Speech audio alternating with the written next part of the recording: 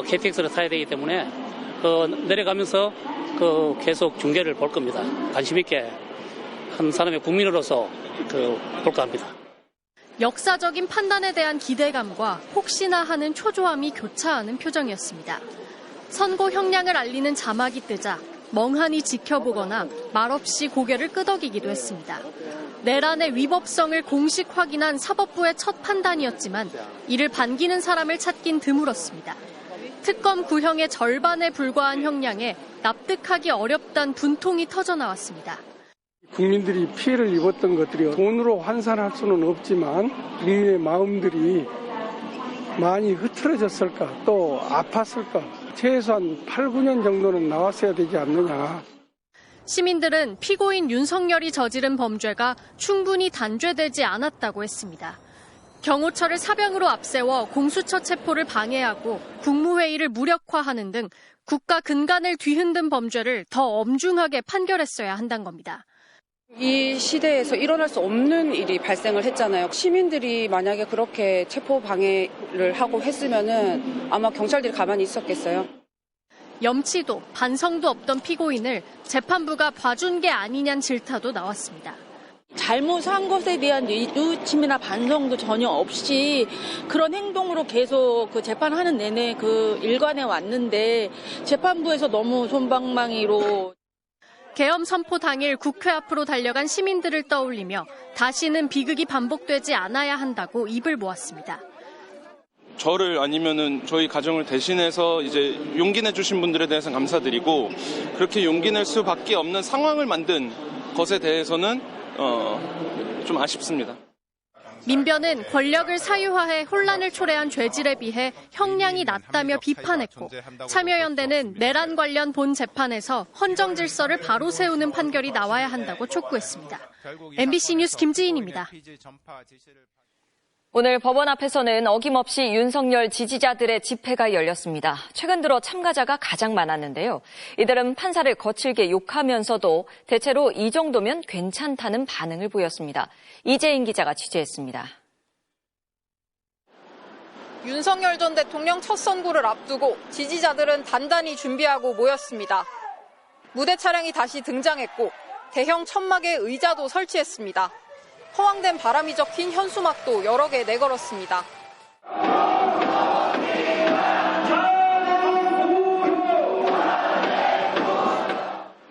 법원 근처 집회에 신고된 인원은 4,000명, 모인 건 200명 정도였습니다. 그래도 최근 들어 최고의 상황이었습니다. 더 나오셔야 됩니다. 이 정도 인원 가지고 대통령은 우리가 구할 수가 없습니다. 피고인 윤석열이 곧 온다는 소식에 인파가 법원 동문으로 우르르 몰렸습니다. 호송차가 눈앞에 보이자 다들 격앙됩니다. 낮 2시부터 시작된 선고에 지지자들은 숨죽이고 화면에 집중했습니다. 판사가 각종 혐의에 대해 유죄로 인정된다고 하자 욕설을 내뱉습니다. 직권 남용 권리 행사 방해죄는 유죄로 인정됩니다. 일부 혐의는 간간히 무죄로 인정되면서 이들의 희망도 커졌습니다.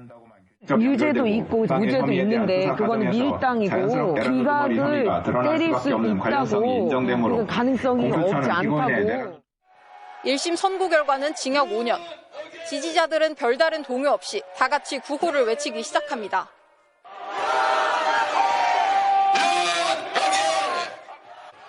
선고가 특검 구형에 비해 딱 절반에 그치자 지지자들은 대체로 가슴을 쓸어내리는 모습이었습니다. 그래도 10년은 안 하네. 보는 사람이 많아서 그런가? 선고가 끝난 직후 해산한 지지자들은 피고인 윤석열을 배웅하기 위해 다시 법원 동문으로 몰려갔습니다. MBC 뉴스 이재인입니다. 국민의힘 장동혁 대표가 통일교와 공천헌금 특검을 요구하며 단식을 진행 중인 가운데 당내에서도 단식 진정성을 의심받고 있습니다. 이 와중에 장 대표는 윤 어게인 인사들을 당 주요 보직에 배치하며 강경보수 결집을 더욱 공고히 하는 모습인데요. 무슨 의도일까요? 김민창 기자의 보도입니다. 단식 농성 이틀째인 국민의힘 장동혁 대표. 필리버스터를 마친 개혁신당 천하람 원내대표를 격려하며 통일교, 공천 헌금 특검 수용을 재차 촉구했습니다. 단식을 포함해서 국민들을 설득하고 국민들께 호소드릴 수 있는 모든 방법들을 강구해서 끝까지 우리 개혁신당과 함께 싸워나가겠다는 약속의 말씀을. 장 대표 단식 선언은 기습적이었습니다. 한동훈 전 대표 징계를 놓고 대표에게 정치적 해결과 리더십을 요구하는 당내 비판이 빗발친 직후 시작됐습니다. 장 대표는 지난해 말에도 계엄 사과 요구 등으로 수세에 몰리자 24시간 필리버스터로 대응한 바 있습니다. 당내에선 이번 단식도 정략적 선택이라는 의구심이 터져나왔습니다. 장동혁 대표를 비판하는 이런 여론이 꽤 많으니까 그걸 좀 불식시키려고 이런 돌파구를 찾는 거 아닌가라고 이야기하시는 분들도 일부 있는 건 사실인데요. 친한계 배현진 의원은 한동훈 제명 사태로 촉발된 성난 여론은 장 대표가 단식을 한다 해서 잠재워질 것 같지는 않다고까지 비꼬았습니다. 당내 파열음은 커지는데 장 대표의 윤어게인 인사는 계속됐습니다. 윤석열 전 대통령 연설문을 담당했던 비서관을 당 메시지 실장으로 임명했습니다. 지난주 계엄 사과가 무색할 정도입니다. 미디어 대변인에는 윤 전 대통령을 향해 우리를 잠에서 깨워준 당신께 감사드린다고 주장한 이지혜 전 아나운서를 지명했습니다. 국민이 뽑은 대통령이 탄핵되게 하는데 결정적인 주범이었다. 말씀하셨던 12.3 계엄령이 선포됐을 때, 계몽령이 선포됐을 때. 한 재선 의원은 장 대표가 잘못된 팬덤 정치에 기대 황교안 전 대표의 길을 따라가고 있다고 걱정했습니다. 장 대표가 지방선거 승리엔 관심이 없는 것 같다. 자멸과 공멸의 길을 가고 있다는 공개적 비판은 이제 새롭지도 않습니다. MBC 뉴스 김민찬입니다. 이재명 대통령과 여야 대표단이 청와대에서 오찬을 함께했습니다. 이 대통령이 협력과 통합을 당부한 가운데 범여권과 범보수 진영 정당들은 제2차 종합특검법과 여당을 겨눈 쌍특검법을 두고 의견이 엇갈렸습니다. 국민의힘 장동혁 대표는 불참했습니다. 정상빈 기자입니다. 이재명 대통령과 여야 정당 대표들의 새해 첫 만남은 화기애애한 분위기에서 시작됐습니다. 대한민국 화이팅! 진보당이라서 이제 그것도 잘하시네. 먼저 발언에 나선 이재명 대통령은 협력을 당부하는 동시에 통합을 약속했습니다. 국가 안보나 외교적 문제를 해결할 때에는 야당도 힘을 모아달라고 호소했고, 국가적 이익이나 아니면 우리 국민 전체의 대외적인 위상이나 이런 것들을 고려하면 대외적 관계에서는 가급적 함께 힘을 모아 가야 되겠다. 스스로도 국민의 다양한 의견을 최대한 반영해 통합에 나서겠다고 강조했습니다. 제2차 종합특검 그리고 쌍특검법을 두고는 범여권과 야권이 재차 입장 차이를 확인했습니다. 여당을 겨냥한 통일교 특검과 공천 헌금 특검을 요구하며 단식에 나선 국민의힘 장동혁 대표는 행사에 불참했고, 빨간색이 안 보이는데 오늘. 오렌지 있어요. 범보수 진영의 개혁신당 천하람 원내대표도 쌍특검 도입과 종합특검에 대한 거부권 행사를 요청하며 날을 세웠습니다. 여당이 죽은 권력을 부관 참시하기 위해서 특검을 재차하는 이런 나쁜 선례를 만들기보다는, 반면 범여권 정당 대표들은 곧바로 앞선 특검에서 미진했던 수사 대상이 많다, 민주주의를 회복하기 위한 당연한 조치라며 종합특검에 대한 찬성의 뜻을 나타냈습니다. 부관 참시가 아니라 진실의 근거에서 역사를 바로잡고 민주주의를 회복하기 위한 당연한 조치라고 생각을 해주셨으면 좋겠습니다. 다만 이재명 대통령은 이날 회담에서 두 가지 현안 모두 뚜렷한 답변을 내놓지는 않은 것으로 파악됐습니다. 이 대통령은 오는 21일 신년 기자회견을 열고 경제와 외교 안보, 사회 등 분야에 대한 질문에 답변할 계획입니다. MBC 뉴스 정상빈입니다. 코스피가 0.9% 오른 4,840.74로 마감하며 이제 5천까지 단 160포인트만 남았습니다. 11일 연속 최고치 경신이 계속되면서 코스피 전체 시가총액도 처음으로 4천조 원을 돌파했습니다. 반도체 기대감에 삼성전자가 15만 원에 육박하며 크게 올랐고, 환율 상승 기조에도 불구하고 외국인들의 매수가 이어졌습니다. 오늘 낮 1시쯤 서울 서대문역 사거리에서 버스가 인도를 넘어 건물로 돌진했습니다. 버스에 치인 보행자 2명이 심하게 다쳤고 버스 승객 등 11명이 경상을 입었습니다. 버스 운전기사는 브레이크가 작동하지 않았다고 주장하고 있습니다. 먼저 조간희 기자입니다. 좌회전 차로에 서 있던 차량들이 하나둘 진행하기 시작합니다. 잠시 뒤 파란색 버스 한 대가 버스 중앙차로를 빠른 속도로 내달립니다. 중앙분리대를 긁으며 지나간 듯 강하게 흔들리는 모습도 보입니다. 이후 왼쪽으로 방향을 튼 버스는 교통섬을 지나 인도로 진입한 뒤 건물을 들이받고 멈춰섭니다. 엄청난 굉음에 인근을 지나던 시민들은 깜짝 놀라 뒤를 돌아보기도 했습니다. 따다다닥 소리 나면서 그 중앙분리대 다 부셔졌을 거예요. 무슨 소리지? 그러면서 봤더니 막 오더니 여기 빵 하고 박는데. 오늘 낮 1시 15분쯤 서울 서대문역 사거리를 지나던 704번 시내버스가 인도로 돌진했습니다. 독립문역에서 경찰청 방향으로 직진하던 버스는 중앙분리대와 차량 한 대를 잇따라 들이받은 뒤 좌측으로 방향을 틀었습니다. 이후 반대편 교통섬과 인도를 지나 농협 신관 건물에 처박혔습니다. 이 사고로 시민 13명이 다쳤습니다. 이 중 인도에 서 있던 2명은 다리뼈가 부러지거나 머리를 다치는 중상을 입었지만 생명엔 지장이 없는 것으로 전해졌습니다. 다른 분들이 이렇게 세워주셨고 여기 횡단보도에서 쓰러지신 분은 아예 힘이 없고 피가 너무 많이 나는 상태였고 사고 현장은 말 그대로 아수라장이 됐습니다. 버스 앞범퍼는 떨어져 나갔고 유리는 산산조각 났습니다. 버스가 덮치고 지나간 교통섬인데요. 여기 아래에는 원래 이 차량 진입을 막는 용도의 볼라드가 서 있었는데 지금은 사고 충격에 아예 이렇게 뿌리째 뽑힌 모습입니다. 사고버스 운전자는 50대 남성으로 제동장치가 작동하지 않았다고 경찰에 진술했습니다. 남성은 음주 상태는 아니었고 약물 간이 검사 결과에서도 음성이 나온 것으로 전해졌습니다. 경찰은 차량 결함 여부 등 구체적인 사고 원인을 파악하기 위해 국립과학수사연구원에 차량 감정을 의뢰했습니다. MBC 뉴스 조건입니다. 최근 이어진 차량 돌진 사고에 시민들은 말 그대로 공포를 느끼고 있습니다. 이달 초 있었던 종강역 택시 돌진 사고와 오늘 사고처럼 숙련된 대중교통 운전자조차 돌진 사고를 낸다는 점이 불안을 키우고 있습니다. 이어서 송서영 기자입니다. 이번 사고로 크게 다친 피해자들은 인도를 걷거나 횡단보도 신호를 기다리던 보행자였습니다.